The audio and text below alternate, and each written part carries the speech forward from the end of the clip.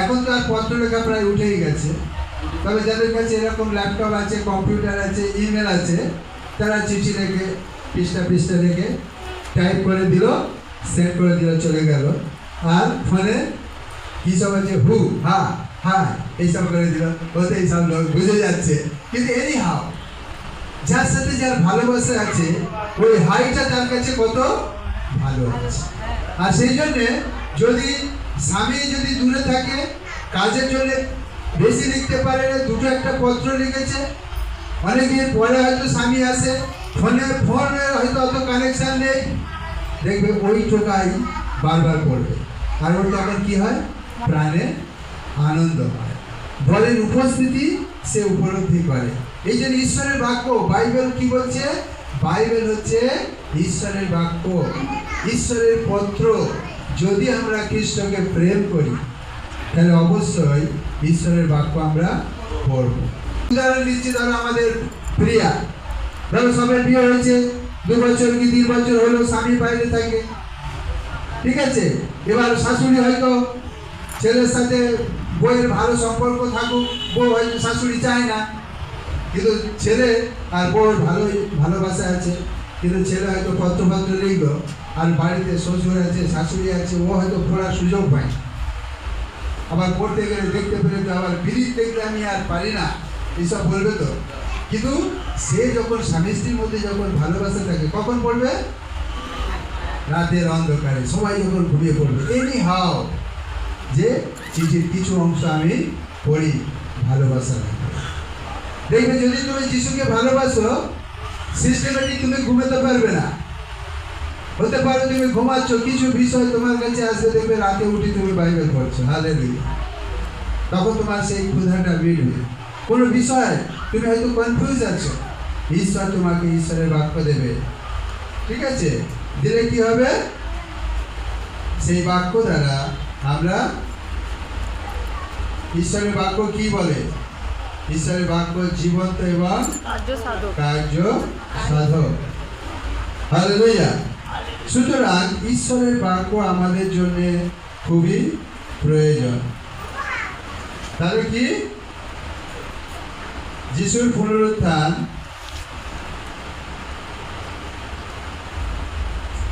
আমরা কি বিষয়টা বলছিলাম, হ্যাঁ, তো যিশুর পুনরুত্থান আমাদের নতুন জীবনের জন্মদান করে। যিশুতে এসেছি, আনন্দ লাগছে, প্রার্থনায় যাচ্ছি, সব কিছু হচ্ছে, কিন্তু যিশুতে যখন তুমি শান্তি পেলে, যিশুতে বাক্য পড়ে যখন তোমার ভালো লাগছে, তুমি তখন কি করছো, তোমার জীবনে তুমি কি করছো লক্ষ্য না রেখে স্বামীকে পরিবর্তনের পিছনে লেগে গেছো, ছেলের পিছনে লেগে গেছো, মেয়ের পিছনে লেগে গেছো, আত্মীয় স্বজনের বাড়ি লেগে গেছো, কিন্তু তোমার জীবনটা তুমি লক্ষ্য করছো, প্রবলেম হয়ে যাচ্ছে, তোমার জীবনে তখন সমস্যা হয়ে যাচ্ছে। আমি যখন প্রথম যিশুতে আসি, আমি এরকম প্রার্থনা করেছিলাম, প্রভু আমি তোমাকে বিশ্বাস করেছি, আমার দ্বারা যেন একজন বিঘ্নিত না হয়। তার মানে কি, আমি আমার জীবনটা সবসময় লক্ষ্য রাখতে হবে, যে আমি যেন আমার, ওই পৌলুস বলছে কি জানি, আমি অন্যকে ঈশ্বরের রাজ্যে নিয়ে আসতে গিয়ে কি জানি আমি বাইরে পড়ে যাই, হালেলুয়া।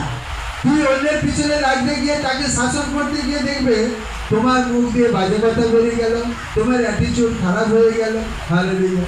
যিশু কখনো বলেনি তোমাকে কাউকে নিয়ে আসার জন্য, কোথায় বলেছে, বাইরে থেকে বলে দাও।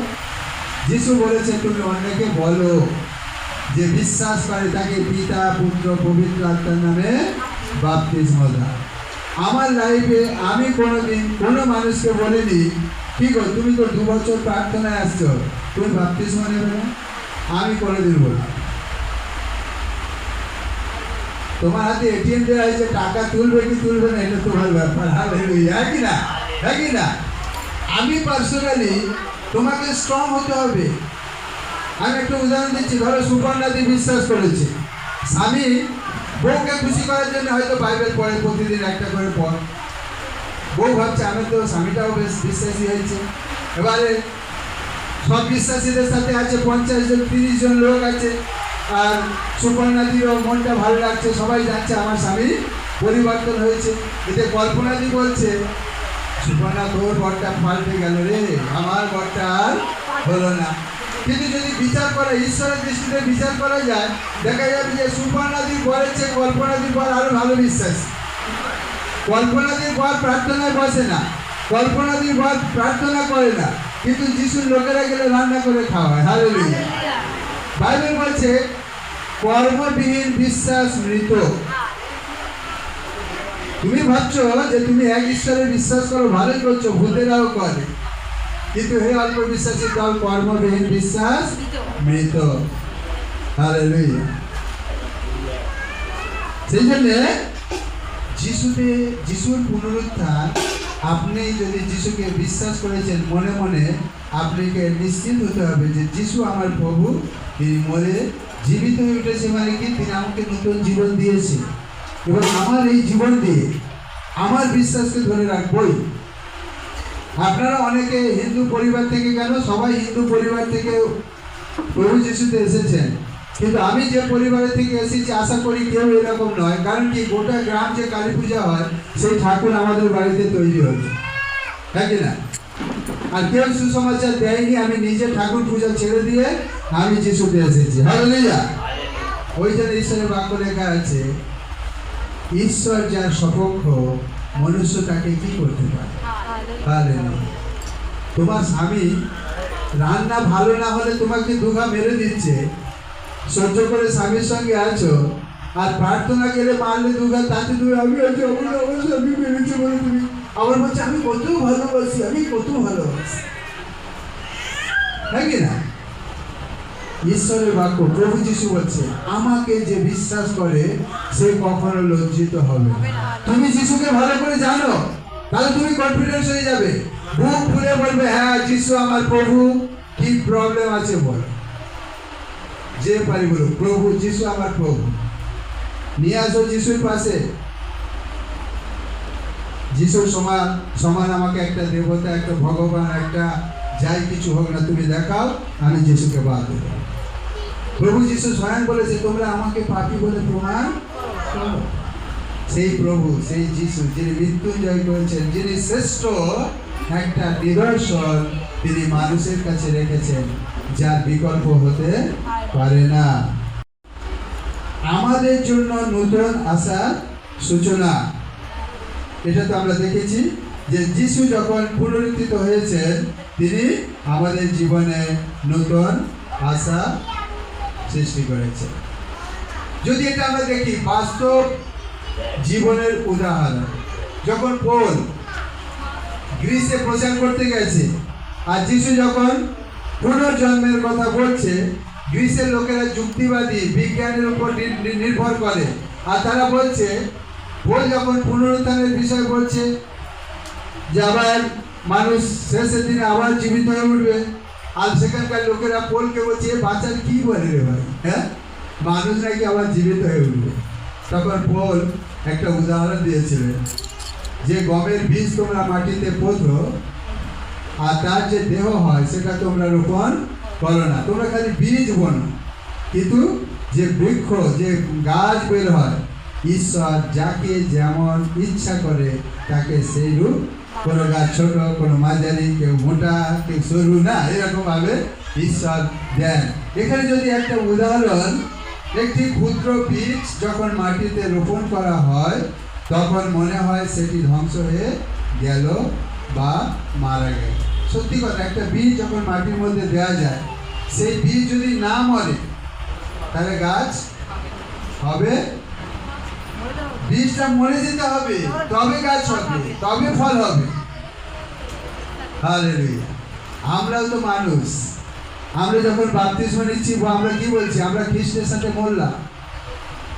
আর আমি সবসময় বলে থাকি যে একটা মানুষ মরে গেলে তার ডান গালে মাছি বলবে, কোন হাত দিয়ে মারবে? হ্যাঁ, বাঁ দিয়ে।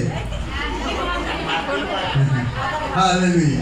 তার মানে এটা বলার উদ্দেশ্যটা কি হচ্ছে, যে একটা মানুষ মারা গেছে, তার বাঁ দিকে যদি মাছি বসে তাহলে বাঁ হাত দিয়ে চড় মারবে, হ্যাঁ কিনা?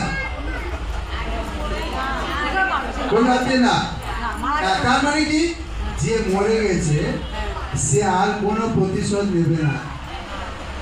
আমি একটা উদাহরণ দিচ্ছি, আমাদের সুপর্ণাদি আমার সঙ্গে সবসময় শেয়ার করে তার পারিবারিক সমস্যা নিয়ে কোনো কিছু ভালো মন্দ মেয়ে যদি গিফট পেয়েছে A to Z সুপর্ণাদি আমার সাথে শেয়ার করে। আমি ওই জন্য সুপর্ণাদির উদাহরণ দিচ্ছি, সুপর্ণাদি কিছু মাইন্ড করবে না।